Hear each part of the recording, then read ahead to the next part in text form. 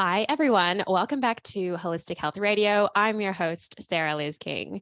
I'm an accredited exercise physiologist and health coach, empowering women to find their healthy balance with food, fitness, and their bodies.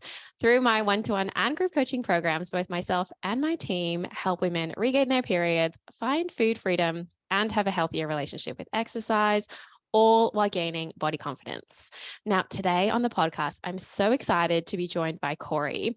Korey is an accredited practicing dietitian and credentialed eating disorder clinician. They gained a passion for helping people with eating disorders and disordered eating through their own lived experience and recovery journey. They now run their own business, Nutrition for Everybody, dedicated to providing weight-neutral nutrition counseling, where they strongly believe that everybody deserves access to safe and respectful healthcare, regardless of weight, body shape, or size. Korey identifies as queer and neurodivergent and is a strong advocate for LGBTQIA+ and neurodivergent affirming healthcare. They are committed to providing a welcoming and inclusive environment for clients to enhance their relationship with food and themselves. So I'm so excited to say a very warm welcome to Korey. How are you today? Hi, Sarah. I'm good, thanks. That was a beautiful intro. I know. And look, an even more beautiful conversation to come. I'm so excited for our listeners to hear your story, your ethos, and so much more. But everyone that listens to this podcast knows that I always ask my guests some very fun get to know you questions first. And the first one is always the most important one, which is, what is your coffee order? Oh, okay. Well, because I'm situated in Naarm, Melbourne, we do have some of the best coffee in Australia, not to be a bit of a snob. But I love my oat lattes. I'm a bit of an alternative milk fan. And yeah, I will have multiple throughout the day to kind of keep me going through work. Yeah, I often joke with my friends. I'm like, are you really an online or a solopreneur if you don't have multiple warm drinks around you at all times? 100%. It's much needed. Much needed. And it's interesting. I'm an alternative milk gal as well. I like dairy in pretty much like everything else, but for coffee, I don't know. I just really like the taste of like almond or oat. Yeah, no, fair. And I feel like oat tastes probably, I mean, some people might come for me in saying this, but I feel it tastes the most sort of similar to like your dairy product milk. Yeah, it's very creamy. Yeah, exactly. I just find if I have multiple dairy throughout the day, my gut sometimes is not too happy about that. Got to listen to your body. Exactly. What are you grateful for today? Ooh, I would say at this moment, something I've been going through is finding out more about myself and specifically along the lines of my own neurodivergent journey. So I would say I'm really grateful for this, the knowledge about myself and the capacity to be able to explore and unravel layers of myself that I've never been able to before. So cool. So cool. Self-discovery is so empowering as well. For sure. And look, it can be a scary process. I mean, there's certainly days where I feel like I'm having a bit of an identity crisis and I don't really know who I am. But you know, I'm trying to lean into the process and yeah, I guess find out more about who I truly am. I love that. My next question is, what is the best gift that you've ever bought for someone else or received yourself? Oh, that is a really good question. Look, I guess I'm probably going to say this one because it's on my mind at the moment. But this week, I actually received a very beautiful handmade gift from one of my clients.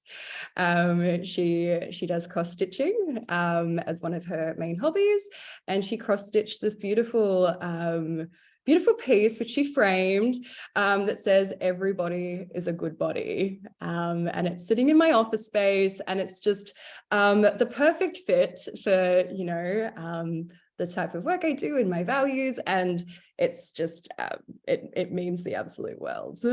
That's so touching and such a beautiful little element to look at every day. That's so meaningful. Oh, for sure. I mean, as a clinician, I mean, the reason I went into this is because I love to be able to, help people and give back. And I guess, yeah, obviously, not that it needs to be displayed through gifts, but, receiving something like that, it's so touching to know that I've touched other people. 100%.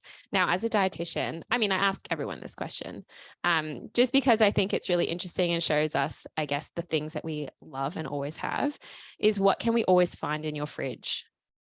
Ooh, okay. So this might be a little bit niche. But some people will probably understand. So I love my cheese.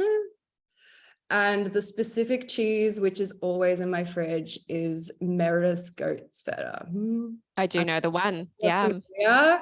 One of my absolute faves. It goes on like everything. In fact, at the moment, it's part of my typical breakfasts. Like I will have Meredith feta on my toast with like some sliced tomato, maybe some basil, balsamic vinegar. Beautiful. So delicious. So amazing. Yeah. And my last get to know you question is, what are your daily non-negotiables that make you feel your absolute best? I think, yeah, good question. Again, this kind of aligns with sort of me being on my own sort of self-discovery journey and realizing, being able to identify what my needs are and then going, okay, now let's implement some boundaries to actually make sure I'm honoring those. I would say one of my non-negotiables I'm trying to implement right now is always giving myself the space in a day, even if that's at the very end of the day, to be on my own and completely unwind and unmask. I love that. Yeah, even, whether I'm working from home or from the office, I even subconsciously kind of am holding up this facade of being this put together version of myself that I kind of want to portray. And I think we all do it to an extent. But I'm only now realizing how exhausting that can actually be and the toll it can take on me if I actually don't get the space to just take that mask off during the day. So yeah, I can really agree with you there. I have been recently paying attention to how I'm feeling when I'm doing certain things and how important it is to actually recognize, like, even though we have this huge, I guess, expectation of like doing and achieving and putting up this facade, it's also more important to be like, are those actually the things that make me feel good? And if not, why not? But also, what am I doing to prioritize the things that make me feel good? Because I've often found that I'm like, I like to be a positive, upbeat version of myself, but I also really need time to be a complete recluse and like be in my PJs and my track pants and snuggle with my dog and have cups of tea. And like, it might seem really like kitsch to some people, but those parts of my life that I like prioritize and even like romanticize, that feel so good to me, I've recognized how incredibly important they are in my own well-being. Yeah, 100%. I mean, look, we all can't be going at 100% all the time. It's not sustainable. And I think, yeah, even in the last year of sort of like my practice, I've been pushed. Well, let's be honest, I pushed myself sort of to, almost like that burnout zone. And it's really made me reflect and be like, damn, like, I guess if I'm wanting to give the best version of myself to clients, I have to be showing up for myself and really looking after myself. And to be honest, on some days, love romanticizing some time on my own. But to be honest, other days, self-care sucks. Yeah. Let's be honest. Sometimes doing things because I know it's what I need, but it's not always super enjoyable, but we got to do what we need to do to make sure that we can, be looking after our well-being. Yeah, I know there's that resistance sometimes, and sometimes when you lean into it because you've been avoiding it. And the flip side is, how important the payoff will be. It Yeah. doesn't make the getting started any easier. So I think it just makes you, but it makes you more human. I think sometimes people look to those of us who are in the recovery space and work to support people who are on a recovery journey as like this gold star, Mm. perfect human. And we're not that. We're not that at all. Exactly. And that's why I think, like, I mean, I say to clients too, like, it's, just because we get to this point of like, quote unquote, recovered doesn't mean that we're not going to struggle in our life ongoing. Mm. We're all human. We're all just trying to figure ourselves out, and life is an endless journey. Sure, eating disorder recovery can be a phase of that, but I guess things are going to continue to come up throughout life. And that's something I'm sort of now realizing, even on sort of where I'm at in my current stage of my life journey. Yeah. And I feel like that kind of leads me nicely into the next question that I have for you, which is, can you share a little bit about your personal journey and how your own experiences with an eating disorder or disordered eating Mm. shaped your career path, the one that you have now as a dietitian? For sure. And I guess feel free, Sarah, I guess, because I have a tendency to kind of just go down a path and get kind of, I can talk a lot. So feel free to pull me back and rein me in if need be. I think this is something I've been reflecting on a lot sort of more recently, purely because I've now been given in recent weeks sort of additional pieces to the puzzle that is me and my life journey to date, which I guess if some people don't specifically know, is related to sort of my own diagnosis of neurodivergence. So a few weeks ago, I finally was diagnosed with ADHD, and not formally diagnosed with autism, but it was pretty heavily inferred from the assessment. So I guess if I kind of look back through my life, growing up, I was always a super anxious child.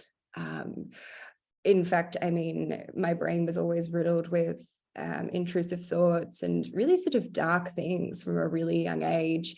I was always really scared about being left alone or without my family, specifically my mom. I was constantly in a state of arousal because I was worried about my surroundings. And I think as I got older, into sort of my teenage years, a lot of this anxiety kind of fed into insecurity about myself.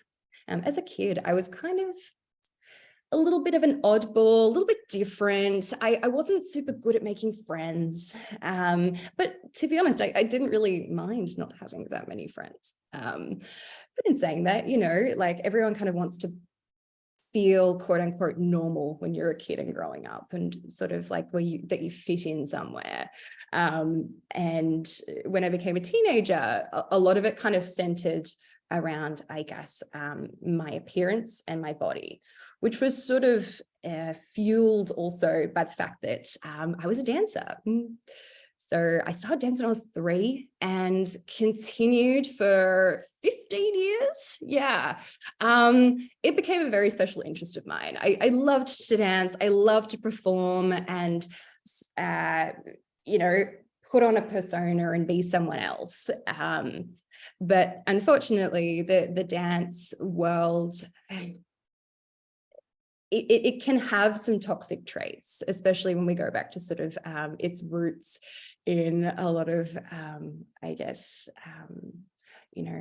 white, thin, privileged sort of body expectations, which were imposed on everyone, especially, in my ballet classes. There was really high standards around sort of how people were portrayed and how they held themselves, but also their physique.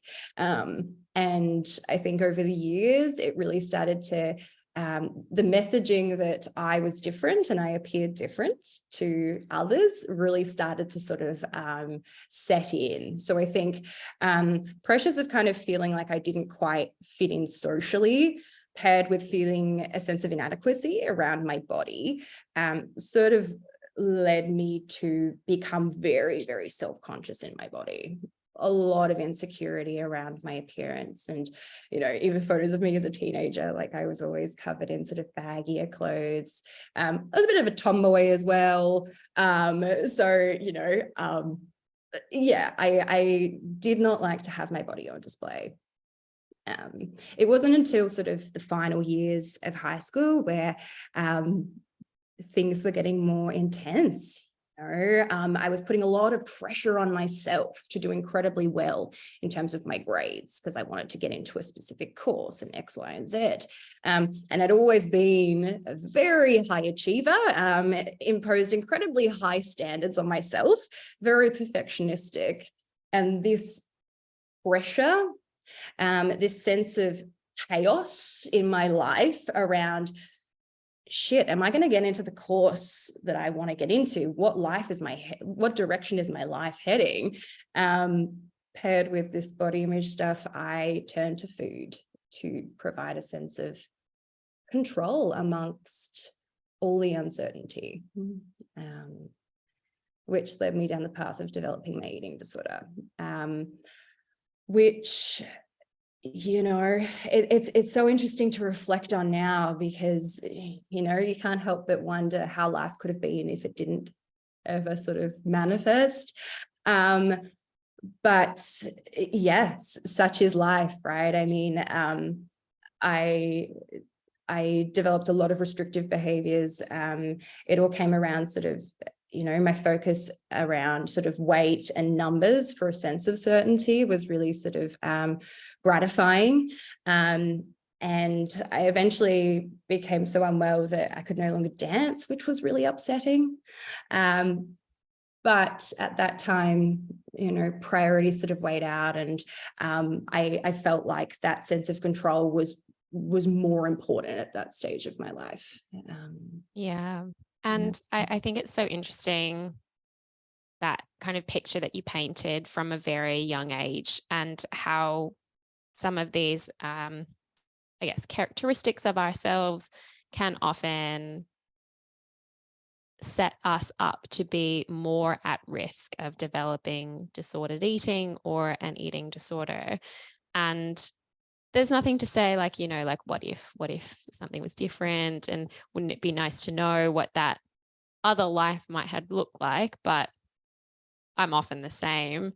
When you were in this space of, obviously the eating disorder had taken more of your life and even some of your loves away, was there a point where you recognized that you needed help or assistance, or were you in denial for a significant period of time? Yeah, it's an interesting question. And I guess I look back, and initially my whole mindset going into it was, I want to lose some weight to feel better about myself, which, you know, again, in the dance setting, it was, you know, losing weight wasn't necessarily seen as a bad thing. In fact, it was somewhat encouraged, right? So I didn't think initially that I was doing anything wrong or that could be bad for me, right? Because of the types of messaging. I did lose weight, and I think because I was then met with a lot of positive reinforcement, be that from sort of the dancing environment, but then also social settings like school. Because as I was saying, I never sort of felt like I fitted in socially. I struggled with making friends. And then once I had lost some weight, people who had never spoken to me before started speaking to me. And I suddenly felt like, wow, I'm actually becoming noticeable. I'm actually becoming valuable. So I think these messages made it really challenging for me at this time to recognize that there was any issue in what was going on. It was when I started to realize that I was foregoing things that I enjoyed to maintain the rigidity of the eating disorder, that I started to have a bit of an inkling that things were not good. And to be honest, my mum picked up on it as well. She's like, hang on, like, we're not going and doing these things, like, what's going on? And at this sort of time, I was able to identify that maybe I have a bit of a problem. In terms of the weight thing, you know, Mum took me to the GP, and the GP was very much like, well, you know, a lot of teenage girls can be at a lower body weight. And it was really sort of dismissing of the fact that, you know, I'd lost significant weight. So from the weight side of things, it wasn't necessarily a radar at this stage, but I was starting to recognize that my passions were being sacrificed. Unfortunately, because I guess nothing was able to be implemented at that time. And I guess upon reflection, that would have been the optimal time for someone to come in and, I guess, get me the help and support I needed. But unfortunately, because it wasn't, I continued to deteriorate, and the more malnourished I became, the more rigid my thoughts became, and I became unable to identify that I actually had a problem at all. And getting to that stage meant that, I was very resistant to actually receiving any help for what I'd gotten myself into.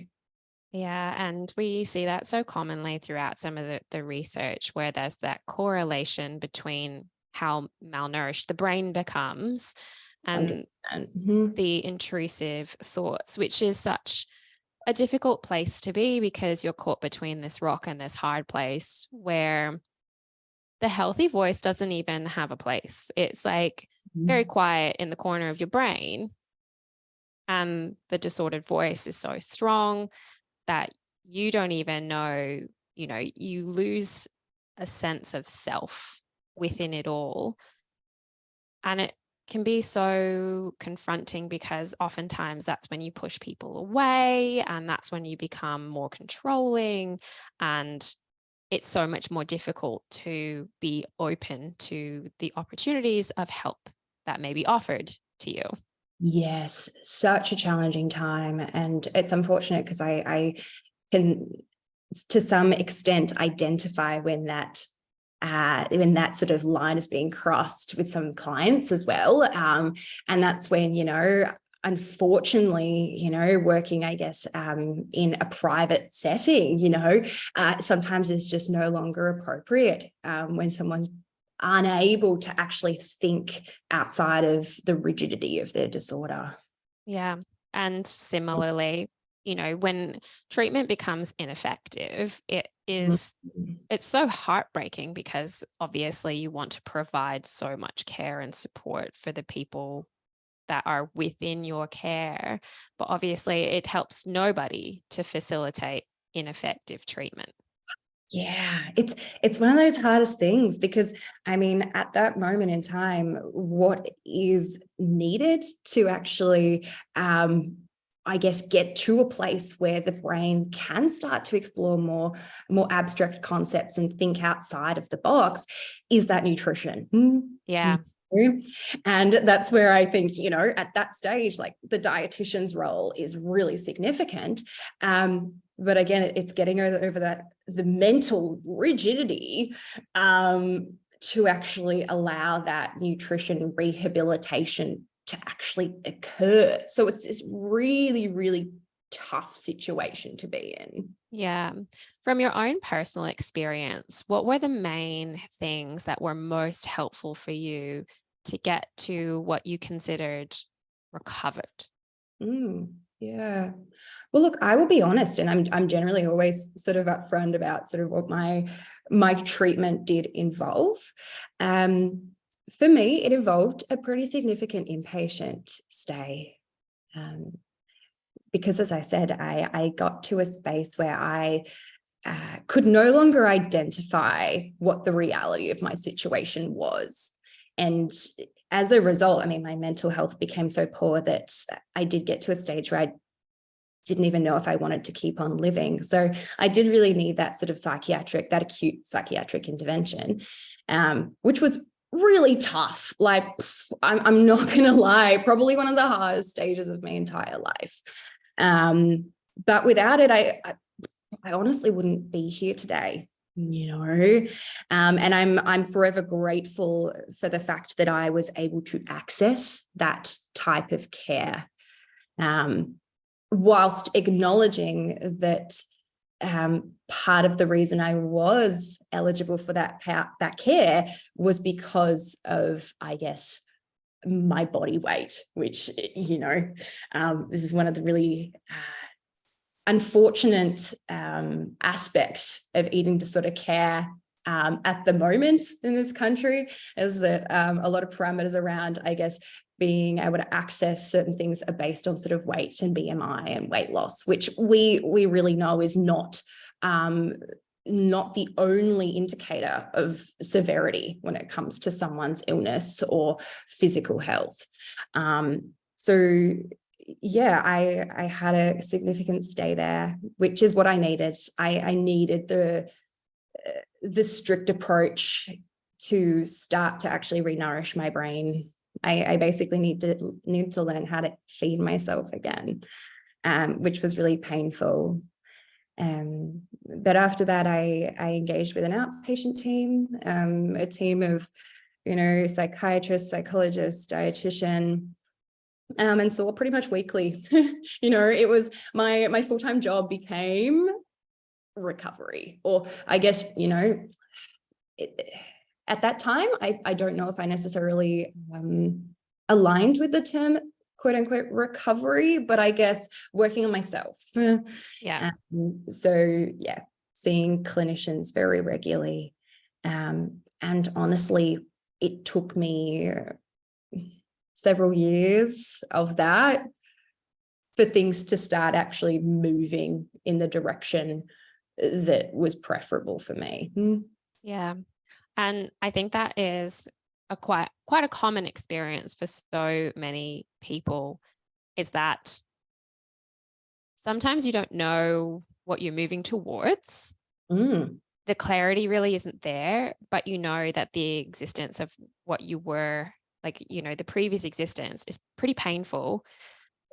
So you can feel motivated sometimes to move away from that painful experience, even if there's not any clarity around what the future might hold. Because I know that was the same for me.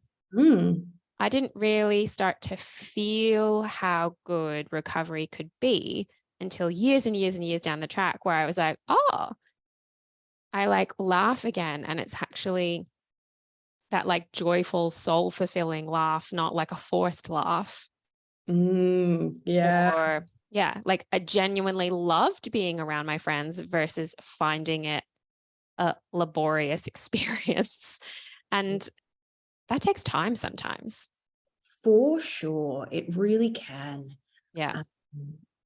Yeah. And I think, you touched on that point there. You don't, and I did as well. You don't really know where you're going. And I often say to clients, I mean, you don't have to have your main goal of treatment, of being here and receiving support, to be quote unquote recovery.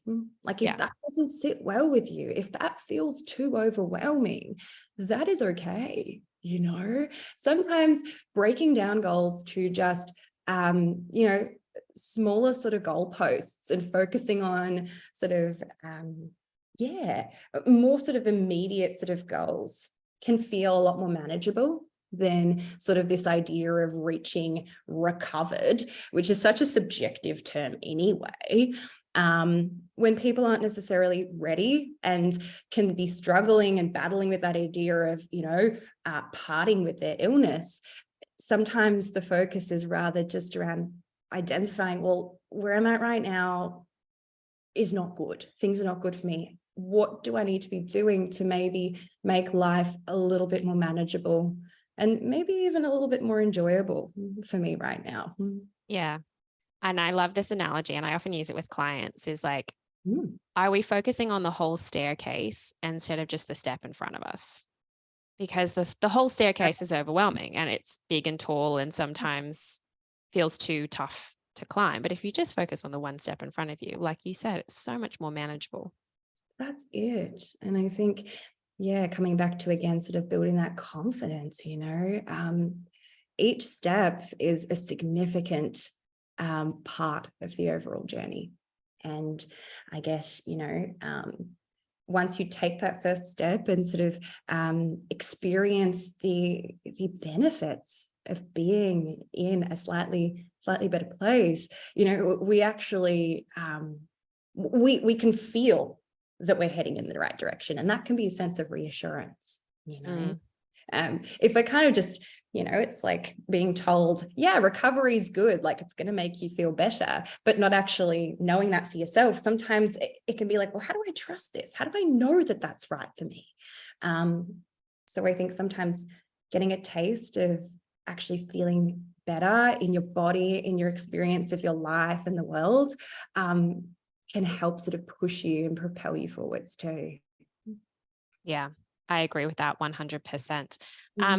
I would love to kind of ask you a little bit about your approaches within how you work, because you're quite passionate about like a weight neutral approach to nutrition. Can you explain a little bit about what a weight neutral approach is and how it differs from more traditional approaches, especially within, I guess, that disordered eating disorder recovery space? For sure. Yeah. So as you said, I do practice through what is sort of called like a weight neutral approach, a weight neutral lens.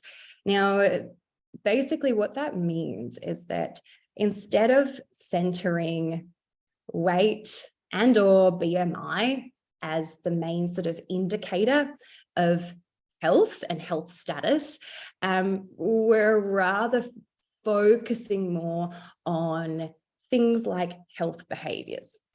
Now, I guess this is the way I generally explain it to clients. There are many factors which contribute to our state of health at any moment in our life.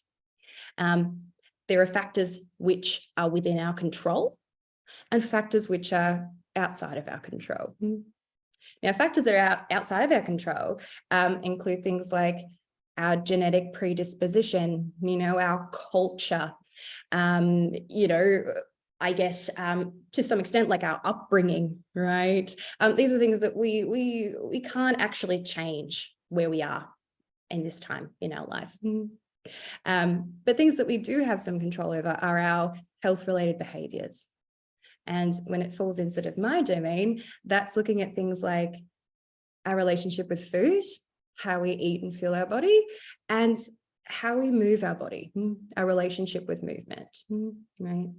Now, there's this common idea that weight is something that we can control. I mean, if we look at diet culture, for example, the whole industry is built upon this idea that, hey, you can go on a diet and change your body and lose weight and be thinner and be happier, healthier, whatever, etc. But really, weight is not a behavior. Right now, I mean, you can't like do weight. Like you can change your eating, you can move your body. I mean, weight is actually, and this is something in sort of more recent decades of research we're realizing, is that weight is actually part of our genetic code. And in fact, we're sort of predispositioned to have a certain build, shape, size, based on, again, genetics and I guess other family members and their sorts of builds, which falls into the factors we can't control category. So really, with my approach, instead of trying to micromanage our body and control weight, which we now have evidence to support is actually not sustainable. Again, 95% of diets fail. And in fact, we know that people generally regain back the same, if not more weight from any sort of intentional efforts to actually lose weight. Instead of focusing on something we can't control, and really, if we do try to control it, more often than not, it can lead to things such as disordered eating and body image struggles and or weight cycling, which we know are harmful things, right? Yeah. Being on weight can lead to disordered eating and mental health struggles. So why should that be an approach that we're implementing in healthcare, which we're attempting to actually improve overall health status? Yeah. I often talk about this concept of weight suppression with clients and how we look at, quote unquote, weight loss, but actually a lot of the time we are sometimes suppressing our weight below where it genetically will want to be. Yeah. So it's not that we've failed in our attempts to kind of change our bodies because maybe that had been, something we've been told that we should be doing or need to do by diet culture or the people around us, whatever. But actually, we have just attempted to suppress a weight that is not where our body prefers to be to optimally function mentally, physically, emotionally, socially, all of those kinds of things. And it's important to note that, obviously, people have bodily autonomy. You're welcome to do with your body what you want to. But if the striving has significant impacts on your well-being, is it worth it? Yeah. And I think this is a lot, that's something that a lot of people, I think, are starting to actually ask themselves, and hence why people are seeking out alternative approaches to healthcare, such as weight neutral care, right? Yeah. Really, it's also a trauma-informed approach, right? I mean, there's evidence that there's potential for it to do much less harm than a weight-centric approach. I guess, yeah, in sort of like the healthcare setting and the treatment setting, I think it's taking a little bit longer for systems to actually acknowledge this and recognize that sort of centering weight can be harmful. And look, I mean, coincidentally, unfortunately, we still see sometimes weight-centric measures within eating disorder care, which grinds my gears, but, it's something which is still quite ingrained in our culture.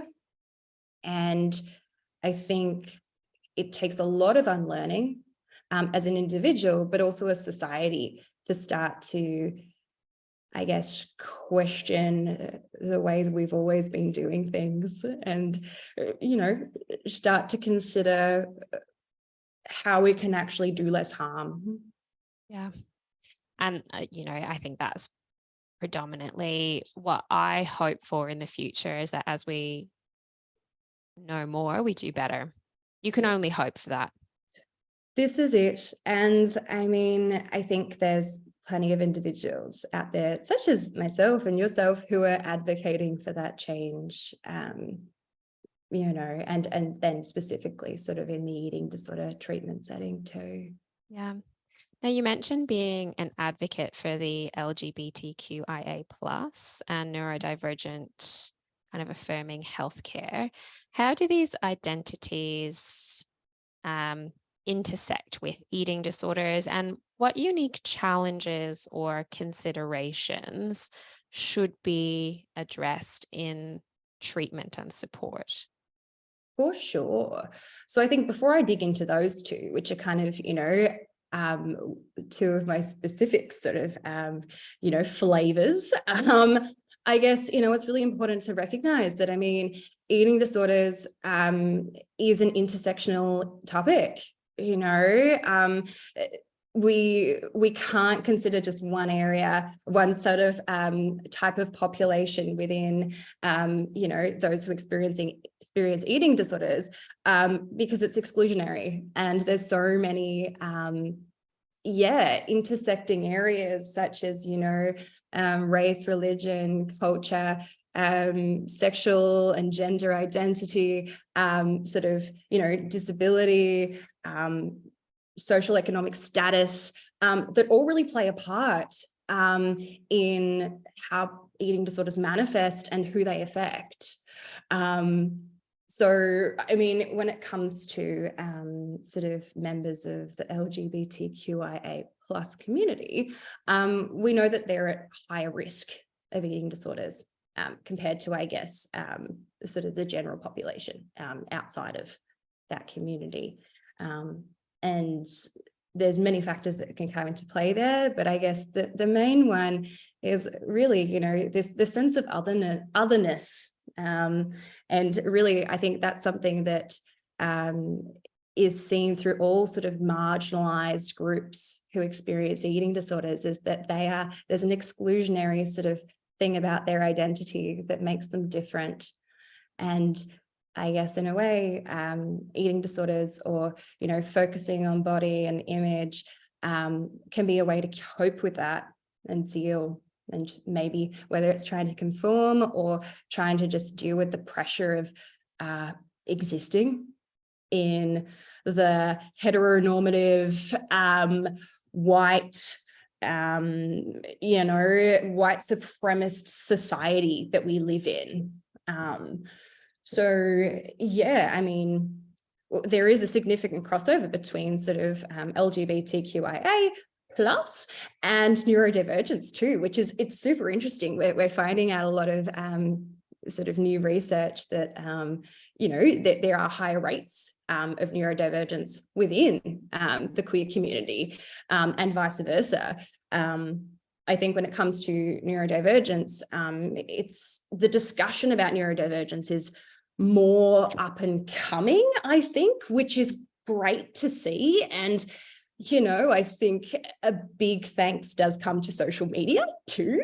I'm sure almost anyone has scrolled through TikTok or Instagram and seen videos talking about things like ADHD or autism and dyslexia and all these sorts of different forms of neurodivergence. And it's great that it's becoming, there's more building awareness, but I think there's still very little awareness around the intersection between neurodivergence and eating disorders. In fact, it's something I see is that within the eating disorder treatment setting, there's very little clinicians who are also trained in neurodivergent affirming care. Yeah. And I would say similarly, I did an episode it would have been earlier this year,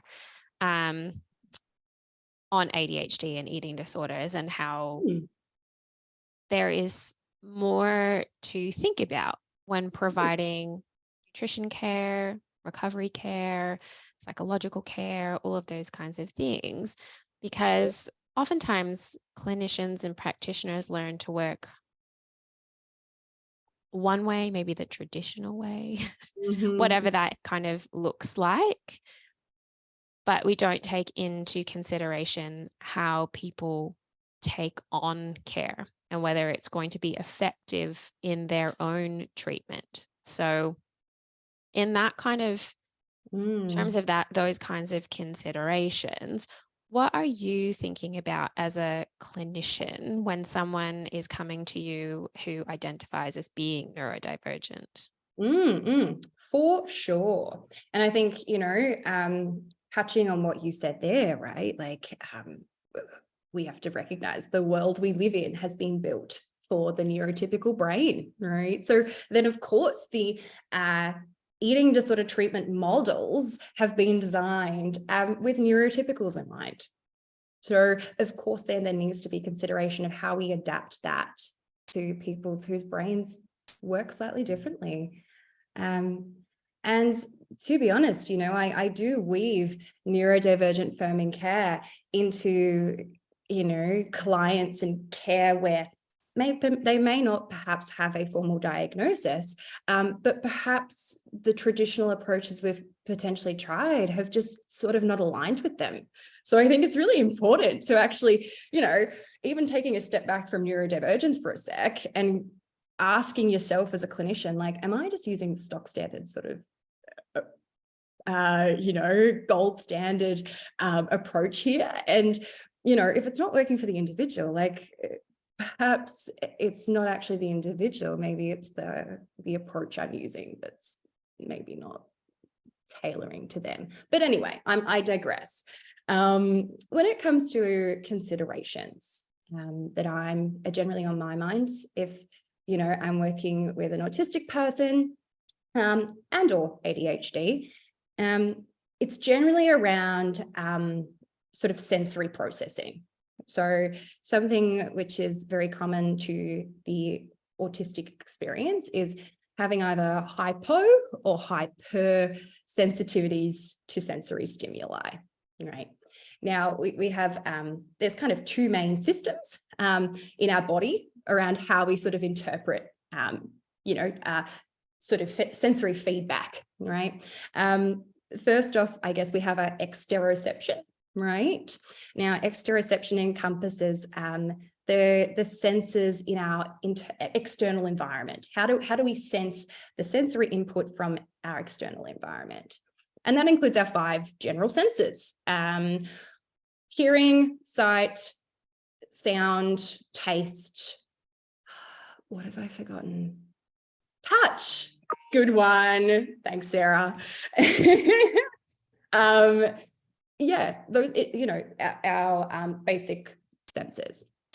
Now, when we kind of look through the lens of like autism, for example, and we kind of consider hypersensitivity, I think it's somewhat commonly known that, autistic folk can struggle with sort of being really sensitive to lights, sounds, needing either earplugs or needing to kind of tone down lighting, because it can become super overwhelming.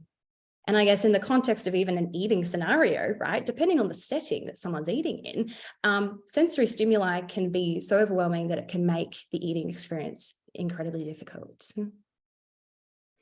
Another aspect of exteroception, which is really important to consider, is, I guess, when it comes to things like taste and touch/texture, really, right? Now, something that's really common in autistic folk, to be honest, I think it's around 70% of autistic folk actually have some form of eating issues, like issues with food itself, which a lot of the time is around sort of these sensory sort of aversions, whether it's textural, whether it's the way a food looks, like sight, whether it's smells. I've worked with clients who, smells of foods which are either really rich or significant can be really off-putting and make it incredibly challenging to actually go through the eating experience.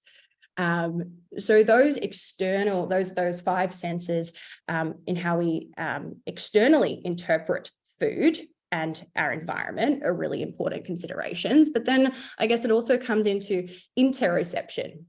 Now, interoception is something that's been more talked about, which is great. It basically describes how we interpret sensory experiences within our body. And really, when it comes to interoception, autistic folk are more likely to be hyposensitive to these types of senses. Now, things that we talk about, I guess, what does that look like? What are you talking about, Korey? That can be many types of body cues. Now, things that fall into that are like hunger and fullness, thirst, pain, emotions, body temperature, right? So all these things that, sensations which we receive from our body about what our body's needs are. Going to the toilet as well, that's another really common one, right? Like whether we have to pee or go do a number 2, right? And a lot of autistic folk can really struggle to actually identify, 1, if there is a sensation in their body, or 2, I'm feeling a sensation, but I actually can't tell what my body is needing, right? And in a lot of cases, if that sense is dulled, or again, like the autistic person can't quite identify what where that signal's coming from, it can lead them to go without, whether that's going without food. And I guess compounded with other neurodivergence like ADHD, it can be so easy to forget to eat as well, right? It can mean that people are not acting on their body signals until it's at that very pointy point where they're about to burst because they have to pee, or they've got a huge headache because they're so dehydrated, or perhaps they overeat or even engage in some form of binge eating because they haven't actually eaten all day. So I think an awareness for the fact that both external and internal senses within the body can be very different to how perhaps a neurotypical person experiences their body in the world is super, super important to consider when we're then going, well, how do I implement the sort of stock standard eating disorder approaches and sort of adapt them for these considerations? Yeah, and I think you've hit the nail on the head. I think it's very common within disordered eating and eating disorders for interoception to be dulled down or disconnected from, because it's very much a practice, and we can very much decide to not pay attention to those signals for a long period of time. So when we are working on reconnecting, it's so important to be really sensitive to how a person is actually taking on that information, if they are, and if not, the different ways in which we can be curious about how a person might feel something, interpret something, make behavioral changes around that information, because that is essentially so much more important than like, here's a meal plan or totally. Yeah. And look, I mean, hey, I think meal plans have their place, of course, but, you know, I think this is where the conversation, you know, I often then lead it down the path of, well, you know, I love intuitive eating and I think it's a great sort of approach and all that. But I guess it's really important for us to recognize that for neurodivergent people, intuitive eating may not actually be an appropriate goal. Right? Yeah. I mean, you know, if we're holding neurodivergent people to the standard that like, yes, you have body cues and let's like learn, like they, you know, we can purely rely on our body cues to know when to feed ourselves. Really, that assumption's a little bit ableist because, you know, people who are neurodivergent have different experiences of those sort of interoception in our body. And to be honest, relying purely on a sense of hunger and fullness to know how to feed our body may actually not be the most appropriate way to ensure we're fueling our body in the way that it needs. Yeah, I would agree with you on many aspects of intuitive eating that is quite beneficial in what it's hoping to achieve. But I think there are definitely instances where it doesn't provide enough information on how we can feed ourselves and the different occasions where we may need to eat, where hunger and fullness don't occur. And I can think of so many examples. For instance, you know, you feel anxious or stressed, and that kind of ends up dulling down your appetite, or you are an athlete and you cannot rely on those signals because your energy needs are so much higher. And being someone that does a bigger volume of exercise might also mean that your body has dulled down those signals so much more. 100%. That's, yeah, I agree completely. And I think it's all about, I guess, gaining the knowledge around sort of how our senses of hunger and fullness can be influenced by, us as an individual, what's going on for us, our neurotype, our our capacity to understand our body. And I guess learning ways, and then this is why I think seeing a dietitian is so valuable, because a dietitian will tailor treatment generally, right? I mean, it's a general blanket statement, but I mean, a dietitian is designed to come up with and work with you to develop a specific approach that is applicable for you. Yeah. No cookie cutter approaches here. No. I mean, yeah, I think, look, there's probably clinicians out there who do use that. And again, it's unfortunate that in some eating disorder settings, it does fall into that sort of cookie cutter approach. And whether that's intentional or, again, related to like staffing issues and like, not having the time and resources to actually individualize care for each person in a sort of inpatient facility. I think it's got to be individualized if it's going to potentially work for the individual long term. Yeah. And I think one of the biggest takeaways I've had from what you've said today is we don't necessarily need to change the goal sometimes, but we need to change the way we get there based on the individual. Definitely. And really, like, again, whilst we have guidelines and standards and, evidence, I mean, if we take a moment to actually look at the evidence backing sort of traditional treatment models, majority of the populations that are used in research are a very, very narrow population group.